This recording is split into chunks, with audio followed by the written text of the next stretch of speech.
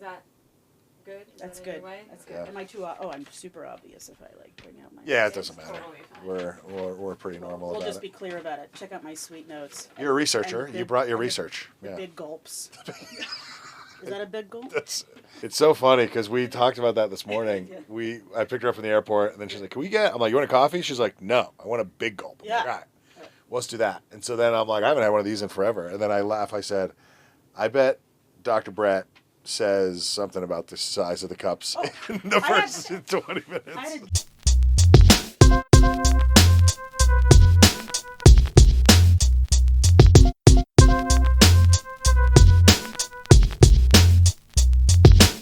Dr. B, I was actually going to ask you. So, Dr. Brett Abarbanel, what do they call you? In my mind, I call you Dr. B, but I'm like, that's your first initial? Is that weird? Do you have a nickname that people could call you, or what's Sounds that? like the name you would give someone who is much cooler than me. You're as pretty opposed cool. to- You don't give yourself enough Have you credit. seen your shoes?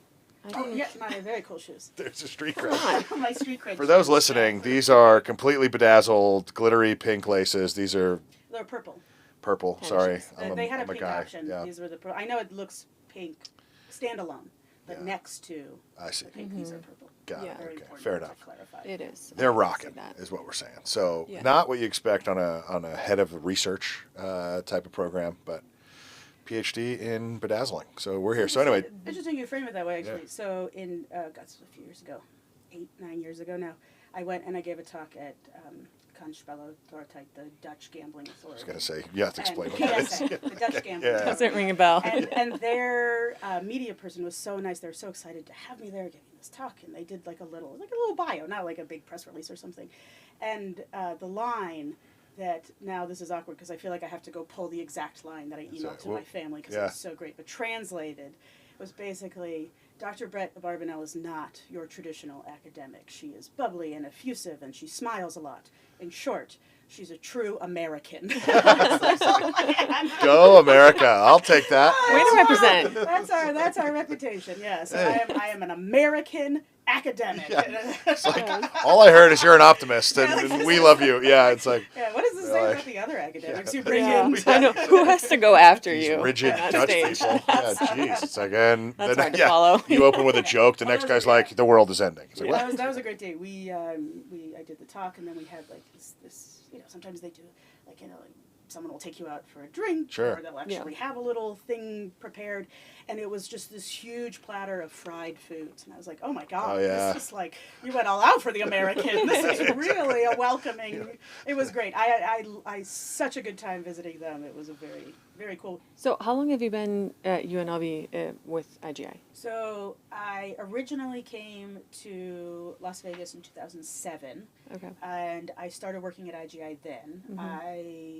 At the time, this was before that recession, so they had their money around for students, and so Yeah. I just got a degree while I was there, and I'm like, yeah, free degree. Yeah, perfect. I'm all Take over it. it. Yeah. This is fantastic. I then ended up at UCLA, where I worked for 3 years before I returned in 2016 as Director of Research at IGI, and I've been there since, and now I've been Executive Director since January 2023. So between that span of time, what has really changed as far as like consumer behavior or just research in anything general? changed A lot has in the probably last 10 changed. years, yeah. But what's like surprising that's evolved since then? Just like everything in life, this is going to sound like such a cop-out answer, and I kind of feel bad, but it's technology. And the same way that this has completely changed our everyday lives, it's completely changed the way people interact with and consume gambling as a whole.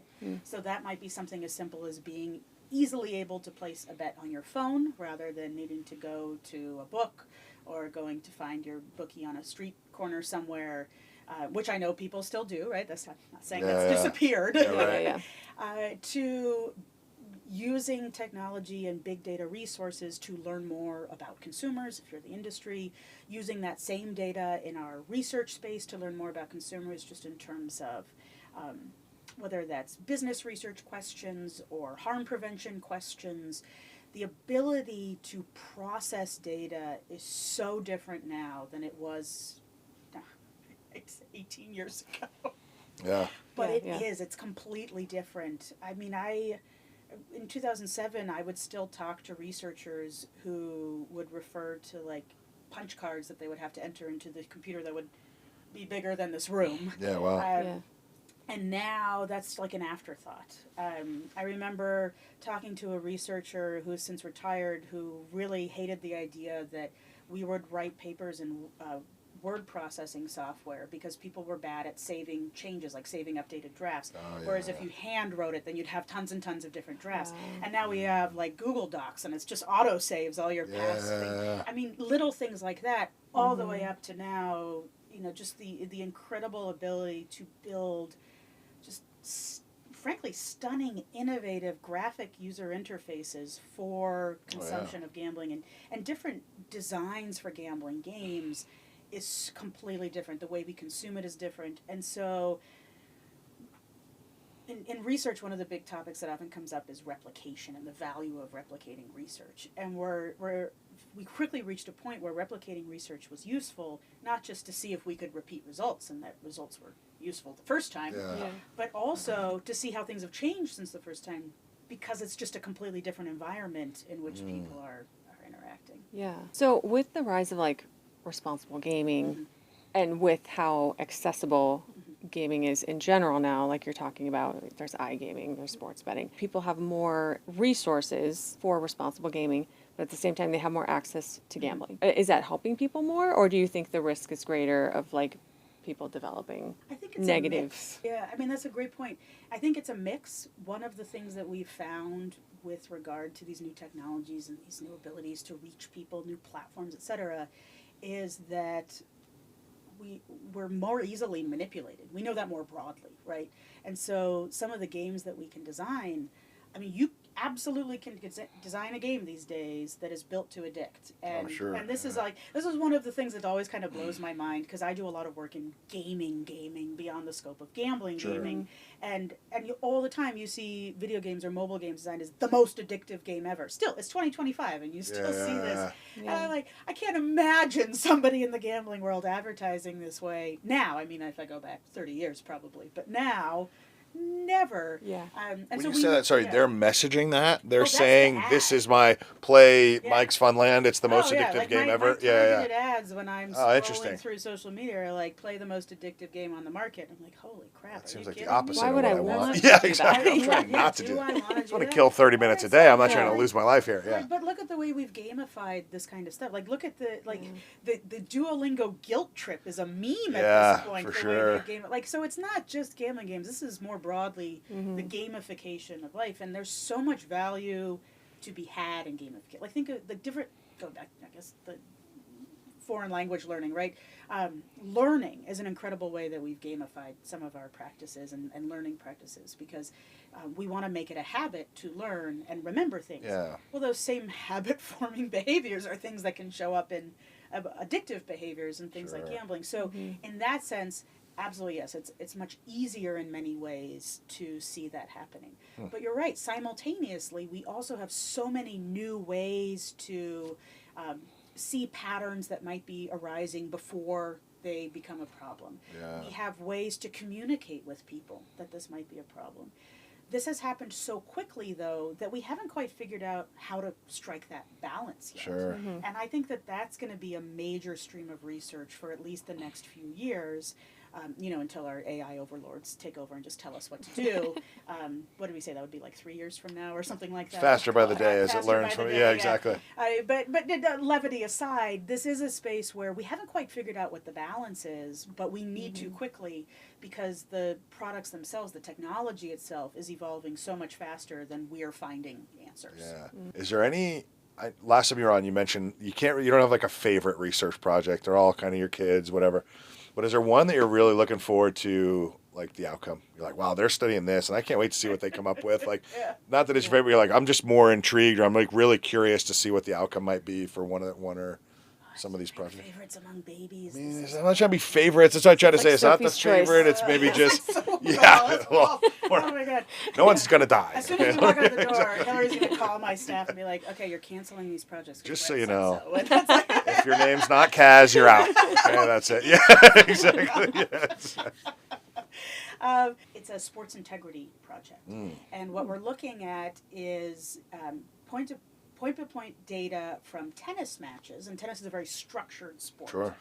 compared to say like more sort of, I'll call it a free-flowing sport like soccer, football or something, or hockey. football even a little bit more structured than football, too. but Yeah, hockey's yeah. a great example. These sports that flow as opposed to have concrete breakpoints in data rather. To look at the point-to-point data to identify using past indicators of flags for potential breaches in integrity or match fixing or corruption in the sport, that kind of thing, to see if we can identify certain behaviors within the sport of tennis at different levels of tennis, because tennis also breaks down by skill level, kind of pro-am type of setting, to figure out what sort of major flags can be immediate things to look at when it comes to the sport for breaches of integrity.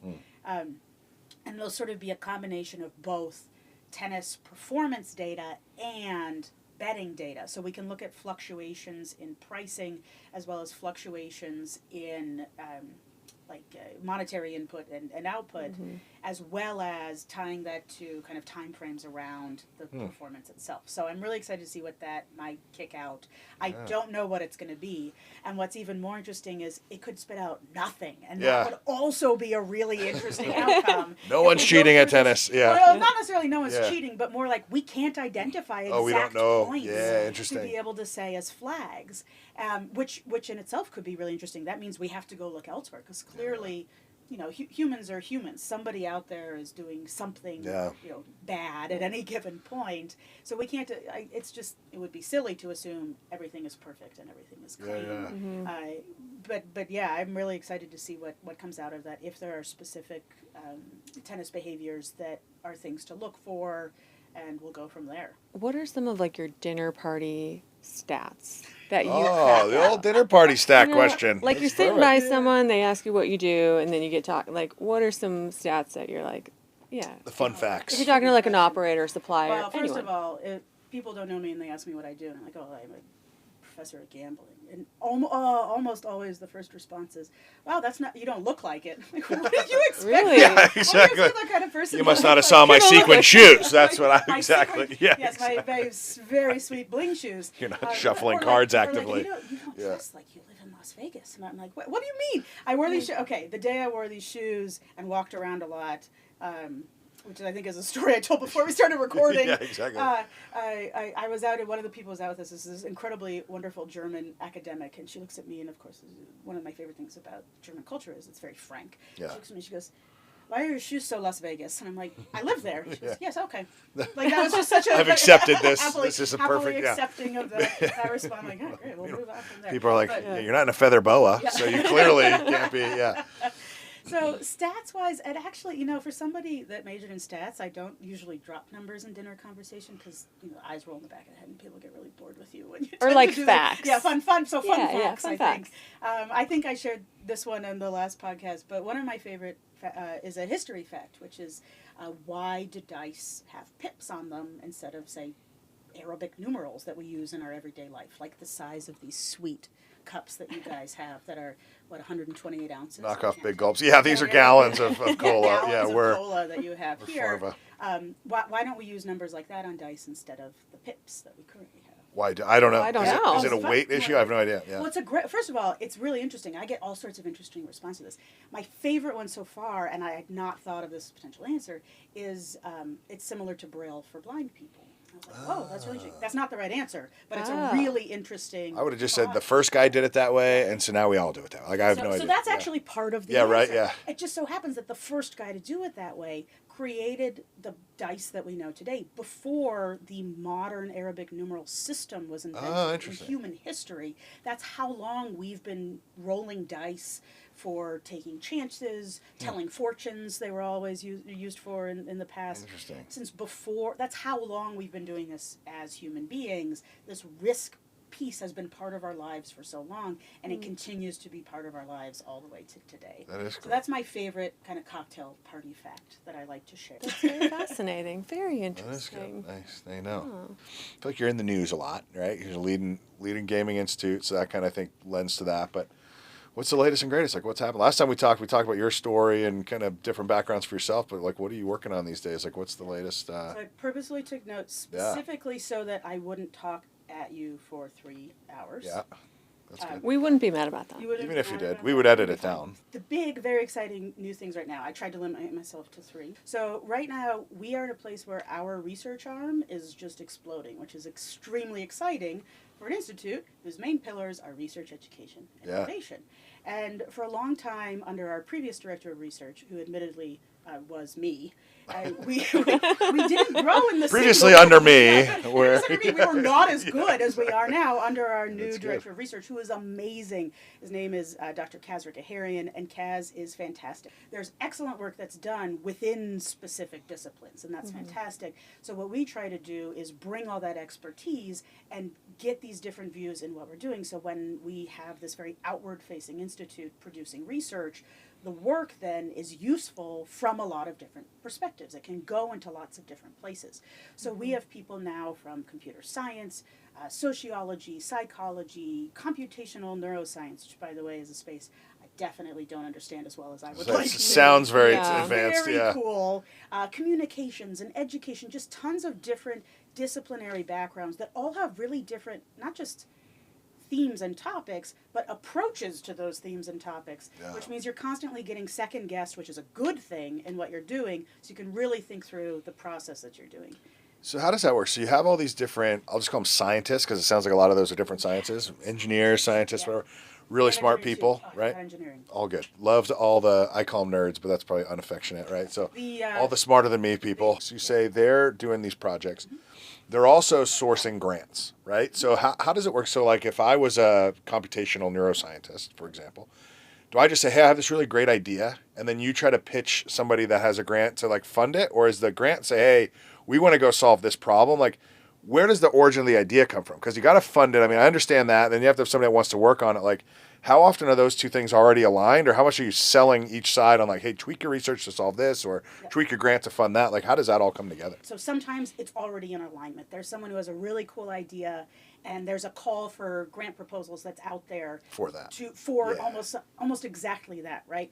Sometimes it's a much broader subject, so someone might say, okay, well, I have a grant available for, one might be like responsible gambling messaging. That's a very popular grant opportunity right now. And says, okay, well, I'm really interested in learning more about how people respond to messaging. And so that will be their niche area within that broader space.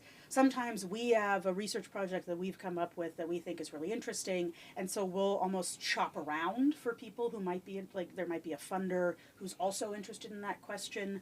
We have different groups who come to us. The most common setup, I think, with industry funding is there's a question that an industry or outside entity in general wants to ask, but they might not necessarily have the time or internal resources to do it, but they have some funding they can put toward it, and that's a research project then that we can do, and we can do it on a more, I'll call it an academic timeline. That generally just means it takes us a little bit longer for different bureaucratic purposes, but also for our different kind of firewall and transparency purposes that let us do this sort of work in our neutral space that helps add that objectivity and reputation to the output of the work. So it really, when it comes to projects like this, it really is, it depends. Sometimes we have funding opportunities that fall into our lap and we'll submit applications for those. Sure. And other times it's just, oh, I would really love to do this work. Let me go find a place where I can find the appropriate funding for it. Interesting. You say academic timeline. I would have assumed, whether you said that or not, that your version would be more thorough. Like, I feel like when you're in business and you're, hey, we've seen a quick business case on something, you're doing a Google scrape, a quick, hey, how are you? It's not like a like I'm assuming yours would be fairly, it would pass the, what is it, scientific standards or all the things that you have to say, well, we did all the hypotheses and all the proper steps you did, like as a science project. Whereas in business, you're like, I just need something the CFO will sign off on in the next 90 days, right? It's not, we have not as thorough. We have really strict different policies that we put in place, in large part because we want to make sure that we're following all of those steps. Yeah. Whether that's in terms of kind of making sure we have a firewall between the funder, no matter who they are, and the person doing the research, so the research itself stands alone. Right. And even just in terms of process. So we do things like we follow, they're called open science principles, where you post, and essentially it's before you do the work, you say what you're going to do. You post it online so people can see it and as a timestamp. Then you do the work and you then say, okay, this is what I said I was going to do. This is what I did. Here's what came out of it. Sure. And that adds, again, that extra layer of Credibility, legitimacy yeah. and credibility to the work that we do. So, Interesting. yeah, it tends to take a little bit longer. We've definitely had situations where someone's put out like a proposal call, and they've said, okay, well, Yeah. it's mid-March right now. Someone says, all right, the deadline for the applications is the end of March. The work should start the beginning of April, and it should be done by the middle of June. I'm like, okay, well, we might get a contract signed by the middle of June, and then we can start the work. So let's just put that into the application and let them know. And if that's a timeline that works, that's the timeline we'll go Yeah. with. At the end of that, is that exclusively my research? Do you turn it back to me and say, well, we just did your project for you? Or is it now like anyone can read it? Like, is it, who can access the final product of these studies and all this research you're doing? That's such a good question. Yeah. I'm so thrilled you asked that. Okay. So the answer is no. We won't, and this is part of our firewalls and transparency Sure. policy. We need to be able to publish on that work. Yep. That's a need for the Sure. academic space. But also, as a matter of transparency, this is something where we own the output. Got it. We're willing to have discussions surrounding data. We understand privacy rights and IP rights and all of that. But as far as the output, this is something that we are creating that we want to be able to make public, to whether that's improve just the general state of the industry, Yeah. improve regulation, improve the academic knowledge base that's out there. All of that's something that we want to contribute to. Yeah, and is there an easy way so you say you publish, but I'm assuming maybe there's a discount. So I'm assuming a lot of the folks that are in, let's say, executive positions driving the industry forward, maybe familiar with, obviously, UNLV and the Gaming Institute, and stuff, but like, I may not read the journal Yeah. that you publish in. So I guess I'm curious, like, is there a pretty good back and forth, I guess, between the Yeah. research that you're publishing and the people doing it, taking action? Like, or is it just two separate megaphones that we're all yelling out of, or how does that connect? I would say I am so thoroughly impressed when somebody from outside the academic world says, oh, I read this article in the journal where you published. Yeah. Oh my God, why? That was probably so boring for you. Yeah, exactly. And also, I hope you didn't pay to access it. You could have just, that's like the number one, quote unquote, secret rule for academics. Yeah. If you find an article that you find interesting, like maybe it's linked in a news Sure. piece or something like that, and you can't, it's behind a firewall because a lot of academic journals have Charge, firewalls yeah, and charge. Email the author. They're more than happy to send you their article for free. This is a very exciting thing for an author, Sure. for somebody to say, wow, this work sounded so cool. Also, by the way, there's a whole stream of research surrounding how to title your work so that, like, I guess it's like an SEO type of Yeah, thing, so right. that people Yeah. will find it and be super interested in it. Yeah. And it turns out short titles, actually, there's an article called Short Titles that is Interesting. all about how if you have a shorter piece, because of course, like, We've all read that academic-y one. names are as Yeah. long with like 4 Right. colons. That's one of my favorite jokes out of Veep, by the way. I don't know if you Oh, I guys Yeah. love Veep. Okay. How do we feel about cursing on this podcast? We're the Totally HBO fine. podcast. Fabulous. So that's one of my absolute favorite jokes in Veep because it's so relevant to academic writing and titles, which is, it's about, I can't remember if it was Selena's biography or somebody's biography, and the line is, it's so full of shit the title had 3 colons in it. Jeez, yeah. It's like, whoa. And like it's so apt for academic titles. Anyway, I really went down the rabbit hole Yeah, on that no, one. it's good, yeah. Yeah. But that's the main way. So in some ways, Ted, are we just sort of shouting through 2 different megaphones? Sometimes, yes. There's an entire movement within academia, and this started probably a good 10 to 15 years ago, and we're still kind of chugging along in this. And we kind of generically call it knowledge translation, which is the idea of taking an academic article and then converting it into essentially a 2-page summary that is not in academic speak. It is in, so people say like layman speak. I'm like, no, it's Yeah. in normal speak. Explain it to us. Yeah, exactly. But Yeah. also, like, explain it to me too, because sometimes Sure. people will publish work and like, I'm not familiar with this field. I don't know what some of these terms are. Right, And right. I would have to go Google half of the terms for some of these disciplines that I'm not familiar not with. organic too, yeah. So it's for everybody. Right. And that's been really neat. There are a couple of resources in gambling that have that available. But part of it also is just communication. We haven't necessarily communicated well that these resources exist. But I think that more generally, one of the things that we try to do is not just push this forward in written word, but also in terms of just verbal communication, whether that's on panels or in talks at conferences that are outside the academic world. So that might be regulators conference, industry conference, totally other disciplinary conference, because that really helps with the communication of your work. You start with the conversation and then you can move into more of the details from there. And I've always been a fan of that. So what are you working on right now? Okay, we have lots of cool stuff. Do it. Yeah. Tell us what's going on. So I think one of the most interesting things coming out of our research arm right now, and this is all headed up by Kaz, is everybody's favorite buzzword with sticking power, because of course not every buzzword does, which is AI. Oh, yeah. And so the work that Kaz has been doing is not just how do we, this is this keeps coming up in the AI question, which is the Jurassic Park conundrum.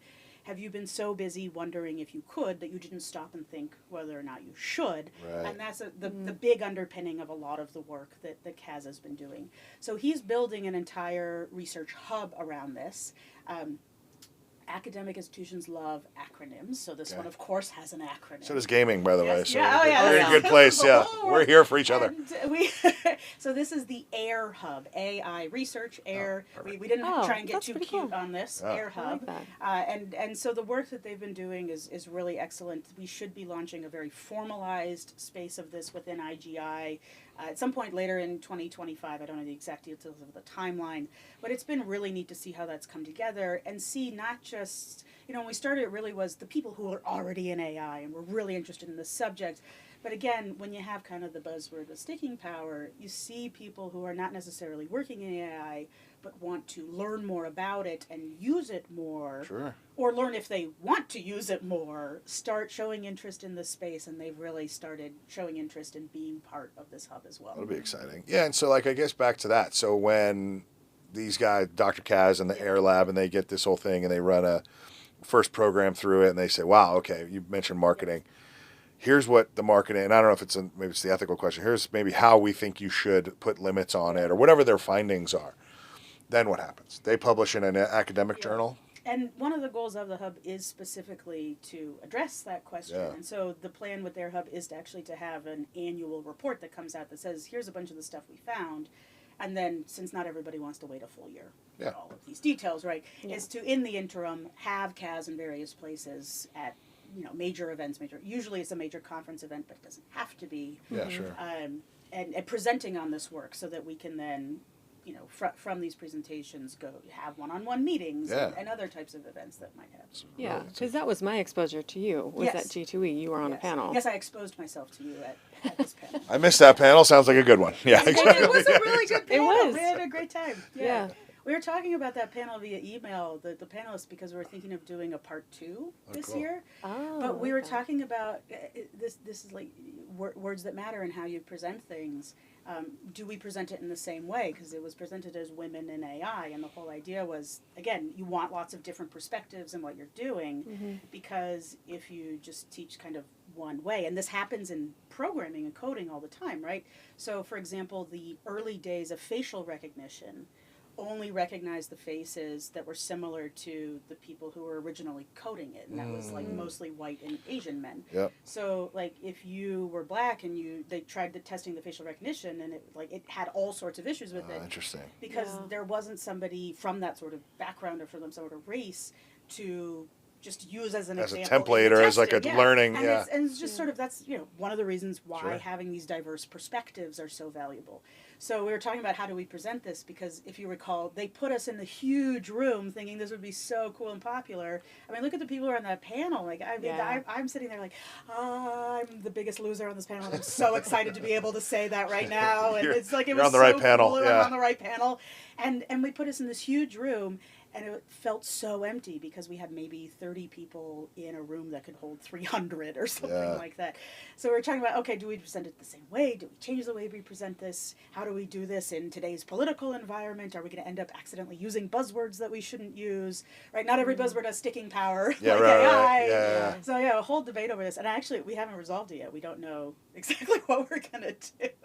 I mean, it was a good point, though, because men are mostly creating the AI at this point, right? Women are at a disadvantage. Disadvantage, I think, is one way of thinking about it, because in some cases, yes. Yeah. And then in other cases, it's more about it's the broader argument is the AI learns not just from us, but also from itself. There's Yeah. the concept of, and in academia this has been coming up, right? Like some of these research questions that we have, very soon we could just type it into AI, like an AI mechanism, and be like, answer this question, and I don't have to go through a whole research. Well, I was going to ask you that, process to right? answer Like, that. how far away is Yeah. that? Like, does research, is that the kind of thing that gets replaced with these technologies? Or does it just do all of your, I don't know, I just call it gathering. Like, I'm sure if you assigned a researcher a project, he or she's probably going to go, all right, well, I got to go pull X amount of journals, and if there's public, like whatever the works are, does the AI go, well, look, I just scrape all that together for you in 2 minutes, and Yeah, then I you mean, still got to sort it. That's a great point. We're already at a place where, for example, the literature review, which is a requirement of journal articles, Right. can pretty much be written by an AI. You basically don't have to write your own.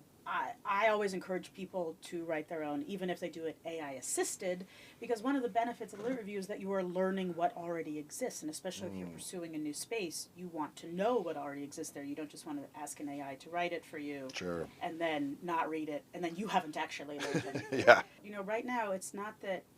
What we should be doing is writing for the future. For the future, will be writing what the AI will learn from, as opposed to writing what we might learn from AI, if that kind of makes sense. So basically, we need to be writing the things now that will be teaching AI such that, or teaching AI systems such that in the future, this is the work then that's going to start getting spit out and continue to learn from itself for what comes next. And I thought that was a great point. But anyway, back to your original point, though, as far as disadvantage, I think it's more about making sure, having these diverse perspectives, make sure that everything that's produced can be used and is of value to everybody. And so the disadvantage is less about finding ourselves at a disadvantage, but rather finding that we're using tools that aren't built to provide us with the best opportunities and resources and understanding of what different needs might be. Yeah, which is like a lot of things for you and Yeah, I yeah. just in general. So that's like the world.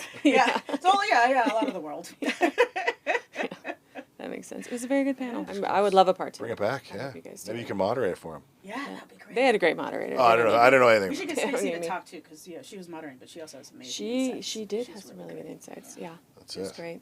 Yeah. So we got the AIRHub going. What else? What other big highlights? One of the new things that we have now is we just beta tested last year, and we're going to repeat it again this year, is a dedicated game design developer internship. Okay. Our Center for Gaming Innovation was getting inquiries from groups like the one that you were Yeah, for sure, yeah. saying we're having a tough time recruiting students for internships or jobs post-college because the kids who are going through engineering, the students in engineering don't necessarily know what it is that we do, and so they might not be trained for what we do. The general video game and other game type development groups are doing it's a different game type. As much as that background is super valuable, Yeah, sure. it's still a different game type from what we are, and so we're having trouble kind of demonstrating that this is a career path that people can pursue. And so it's not so much that people don't believe us, it's that they don't know whether we even exist. Sure. So we beta tested this internship last summer, and we had a couple students who went through. I'm going to do it again this summer, and it was super successful. It was set up as a 6-week program where the first week is held at IGI, and it's basically what should you expect from an internship with game suppliers. And so all the different companies that were hosting interns came and talked about what their company does and what you might be able to do in that company. And we had students who come from various backgrounds. So we had some engineers, we had art students, I think we had one hospitality student, computer science. And again, all these different backgrounds that have relevant positions in space like this. And it was really successful. We got tons of positive feedback from the students, from the companies. Anyway, we're doing it again this year. We're early enough now that I think I can say, if anybody is interested, please reach out, because we've got a lot of students and we'd love to help with placement. So these are folks that are interested in taking interns into their fold, right? So you have enough students that are willing to go do the work. Yeah. You need companies for them to work with. Yeah, Okay. perfect. Yeah. Well, that's good. Yeah, and then I was going to ask you. So it sounds like the companies are helping you design the program as well. So because they're presenting, saying, hey, if you come to Risk Grant, Light and Wonder, IG, whatever company, AGS, et cetera, here's what you can expect from us. Here's what we'll teach you over the course of your, I don't know how long these internships are, but 6 months or whatever, and that's pretty cool. And it's really helpful to have that presence so that, a lot of students, sometimes the reluctance is, well, I don't know what they do. I don't want to go in blind. And so that helps give a background. This is what you're going to get into. This, like, here's photos of what our office looks like. So interesting. Like, this is what you're going to be in for the rest of the summer. Here's the snack bar. And it's really, the response was so positive, even just during our initial phase. We had groups who wanted the intern hosting groups. The companies wanted to come and they're like, okay, well, can I present 3 days in a row? And we're like, no, well, actually, everybody needs a chance. Yeah, such as you. And that's an incredible problem. Yeah, to right. have. Someone's so excited that's what that's what they want to do. So that was really neat. I'm guessing they had a pretty good hire-on rate. Like I'm assuming a lot of I feel like, and I can just speak for like my experience at Light and Wonder. We had a class of UNLV interns, and most of them, I think, were offered roles to say, hey, you did a pretty good job. Do you want to work here full time? Like, have you seen pretty good success across the board with the intern program? Pretty good success. The beta program, admittedly, was not huge on purpose. So so like 10 students for first year, right? And we had a few who were not finishing. This was like post-sophomore, junior year. And so they are going to participate again this year, and several are going back to the same organization where they interned. Others got job offers after they finished. So they'll start this summer. They'll finish in May and then move into those. Be real employees. Yeah, that's. So we're very excited about that. The workforce development piece has been one that we've really tried hard to make a core part of that center, and it looks like it's really come together well. Yeah. So. What else do you have? Say, what's number 3? You talked about. Number 3. You had 3. We got 2. Yeah. Is last time I was here, I talked about the conference we were holding in May of 2023. We only do this triennially, so the next one is May 2026. Yeah. I'm very excited about this. This is it's the International Conference in Gambling and Risk Taking. So we're now just over a year out. We're already starting the planning phases. This is part academic conference. We will have a call for abstracts coming out this summer, and part everything else in our world. So it's panels that we put together and subjects that we think are particularly important. I've been talking to Corby and Maureen about getting like a taste of G2E type session going. Sure. And it looks like we might be able to make it happen. We're recording this a little too early for me to That's okay. Can't comment a year out. We understand. Not fully confirmed yet. So this would be so valuable because it will help the academic world, which sometimes can live in its own special academic space, right? Learn more about what's presented to the industry. If you go to G2E, what's the kind of stuff that's talked about in these information sessions? And then simultaneously get folks who would traditionally attend G2E, but maybe not an academic conference, learn more about all the different research work that's going on. You talked about how do you communicate this. This is a major way through which we can communicate the work we're doing, the work our colleagues across the gambling research field are doing, and then more broadly across risk, because this is gambling and risk-taking. Risk is so relevant to the work that we do. So, for example, at our last conference, one of the keynotes was Connor Fields, our local hometown hero, BMX gold medalist, the Olympics in Rio in 2016, who went back to defend and had this horrific crash. And he talks about like the risk-taking in his sport, the risk-taking in training, the risks you don't take. And the hedging that you do then as you're going through all of this, the betting that he was made aware of on his sport while he was competing, and just a fantastic, fantastic human being and speaker in general. So he gave one of those talks in 2023 and 2019 because we lost a year to COVID. Penn Jillette from Penn and Teller came and talked about risk-taking both in terms of magic but also more broadly within the gambling spaces where they perform their magic. So that's the kind of approach that we're trying to take with this, again, gambling and risk-taking umbrella, just like IGI does. Same thing with this event. What do you wish people in the industry knew? Like, if you could tell them anything, what would you tell them? I would suggest. Yeah, suggest. Soapbox it. Yeah. Or not. It's okay. No, I won't be. This isn't a soapbox either. No, right. I'm trying to think, like, am I actually being polite right now with what I'm about to say? Oh, we don't care. Okay.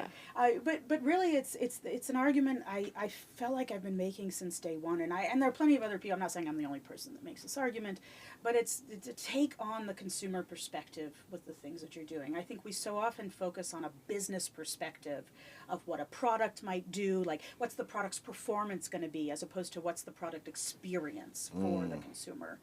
And that has tons of different applications, right? That can be fun, that can be consumer protection and responsible gambling, that can be what does that look like in different cultures, right? Which, by the way, all ties back to performance in the end.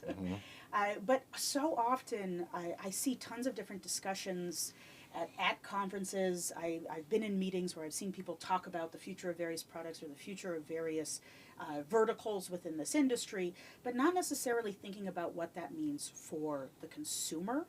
I want to give a particular shout out here to Sue Schneider, who has been like ringing the bell for we need to talk to gamblers more, we need to talk to gamblers more, etc. for as long as I have been in this career. So I started around 2007, and she was doing it then, she's doing it now. I think there are a lot of people out there in our world who advocate for this, but we still, I think, just are not doing enough outreach to consumers to learn more about what they think of our products. And I'm not saying it's not done, there's definitely teams that exist at various companies to do product research and focus groups and that sort of thing. But also just more generally, are we paying attention to what the gambler's experience is? Or are we very hyper-focused on harm? Are we very hyper-focused on our bottom line? Are we very hyper-focused on what the regulation dictates something has to be? Without thinking about what makes this whole thing chug along, which is the people who are using it. Think about the player. What a great message. Player experience. Okay. I don't remember. Are you a gambler? I mean, so that's why I think it's so important. Yeah, talk to me, actually, if you don't mind. Yeah. Have you had any fun gambling stories since the last time you were here? Like any? What story did I tell us? I don't remember. I think you hit us with like a non-gaming. Didn't you beat your husband in a bet? It was like significant. Oh, darn it. That was going to be my story. I was like, It is my can say it again. You can tell it again. Yeah, this is the Hillary version, so tell Hillary. There's a different audience now. So my favorite gaming story is that my biggest win in gambling was not monetary. Unless I one day divorced my husband, because I found him in a poker game. We met at a poker game. I bluffed him and a friend of ours out of what was to us at 19 years old a huge pot. I mean, it probably had like $200 and huge pot. That's a lot for That was a lot for then. And we started dating probably 6 months or so after that. And so that, like, I won him in the game, I like to say. And so not monetary unless something terrible happens. It's now 20-something years later. Bold move on his part, going and wifing up the lady he couldn't tell she was lying. Yeah. He's like, I bluffed him completely. He's like, I have to marry her. Yeah. I don't want to know. Yeah. Well, I didn't tell him I bluffed him until like years. Oh, I see. Okay, so you folded thinking you had it. I see. Okay. They folded on the turn. All right. When I was like, you're playing the long game. Gotta throw my balls around here. Yeah, exactly. Show off these brass ones, and I did, and I won. Yeah. Like, I don't know, take it, lady. I remember too. I was like, I'm gonna be so cool about this, because of course everyone at the table was like, oh, what'd you have? And I'm like, I don't remember. Got to pay to see him. And when I had to get up to leave, and it's like I was so in the moment, and as soon as I walked out the door, I'm shaking. Yeah. I'm like, oh my god, I can't believe I played this so cool. Like I run away before someone walks out the door. Spend and all sees this you, money like, on? Yeah, exactly. Yeah. Oh my god. Yeah. Who would you like to see on the podcast next? Okay. Who would you recommend? So, if you want someone who can talk about the gambling world, you should definitely have my very dear friend, Dr. Khalil Philander, come on this podcast. He is, I wasn't kidding before, he's cleverer than I am. He probably has better elocution, clearly, than I do. He's smarter than I am, and he's funnier than I am. But, you're really going to have to work him hard because he's a little bit more misanthropic than I am, too. So we'll really get to that. But he's fantastic. The work he does is so interesting. He's done really interesting work, not just within the gambling world, but in our peripheral spaces. So he's an economist. He looks at things like meme stocks and behavioral meme stocks, that kind of thing. Oh, super interesting guy. You should absolutely have him on this podcast. Perfect. If you want someone who will totally bullshit you around the gambling world, you should have my genius sister come on. She is a lawyer. She doesn't know a lot about this world, but I talk to her about it a lot. So she will, if you want like an April Fool's podcast. Yeah. My sister is awesome. We'd love one. She's younger than I am. I joke that everything that my parents did wrong, they're like, okay, we'll fix that with the second one. Version 2.0, we got it right. She's so fantastic. Yeah, April Fool's podcast, she'd be amazing. Sarah Abarbanel, Esquire. Perfect. Love that. Love that. Perfect. I'm laughing because I love both of those. The first one, Khalil, the way you're describing, I'm like, I'm gonna have to Google half the things you just said. Like, I'm like, your vocabulary is bigger than mine. I follow context clues. We're good. But then I'm like, your sister sounds like mine. Kind of like, let's just go She's joke awesome. We did another thing. Plus did. dog socks. Oh yeah, Yes. yeah. She got me the dog That's socks right. I'm wearing. Another thing to tie back to the conference. This conference was May 2023. AI really became one of, like every Thanksgiving, there's a subject that is That's right. huge in America. That fall 22 was AI. And so we decided to do something around AI in spring of 2023. And what we ended up doing was, it was a great idea. I think it was Robert Rippey, who's here in Blackfire. Dr. Rippey suggested that we have the AI, we write some questions and then we ask the AI for its answers. And we have our panel answer them too.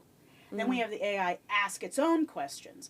So what we did to introduce all of this was, okay, well, Brett runs IGI, and so she's been the host of this conference. My sister, who looks a lot like I do, flew out late. This was a Tuesday, Thursday conference. She flew out late Wednesday night and then cosplayed as the AI version of Brett. So she went out and pretended to be me, dressed like me. We wore our hair the same way. I wore my glasses that day because she always wears hers. And she came out and started doing the introduction. We did a whole show around it. Alan Feldman came out and was like, what's going on? Something's wrong, right? And then they took her down, and then I went up and did the spiel. But what was so fun about it is there were a lot of people who know me really well who were like, oh, is Brett sick or something? Like they thought it was me, just something slightly was off. And we had given a heads up. IGI exists in the Division of Research at UNLV, and so we'd given their head of communications, who was coming to help promote us. We told her that this was going to happen, and she had completely forgotten. And so Sarah gets up on stage, and apparently Leslie turns to the person next to her and is like, what happened to Brett? Is something wrong? She's like, something's and then one person came up to me after. I'm going to name her. So this is Dr. Sarah Nelson from Cambridge Health Alliance, part of Harvard Med. And she comes up, she goes, I knew it wasn't you, because she doesn't smirk as much as you do when you talk. And I'm like, oh my God. That's what I'm known for. I'm a Excellent. smirker. Yeah, That's exactly. me. I'm glad that was a key indicator That for was you. a key indicator for That's her. it, yeah. Not the height, or the That fact was that, by the the way, my smoking sister was gun. 5 months pregnant at the time. Yeah, geez, yeah. What the Nobody heck? mentioned that. Brett just had a large breakfast. We're not going to touch it. Yeah, we're going to leave it alone. No one's going there, by the way. But we had a great That's time. hilarious. Shoot, See, this is the kind of fun I'm for. Now I want to be at this conference next May. I try to make sure awesome. it's a good time. Yeah, If gotta have I'm fun. enjoying myself, Chances are, takes the so kiss, are we. right? Yeah. At least for me. I think it's a good rule. It's Yeah. generally a good rule. Yeah. I appreciate you coming by. This has been great. Yeah. Thank you. Drop some knowledge, share some Thank you stories. for and- coming by. My pleasure. Thanks for having me. Yeah, can't wait to email some authors and get some research in my inbox. This will be Yes, fun. definitely. Yeah. All Cheers. right. Go Rebs. Clap us out. Good. Done. And just like that,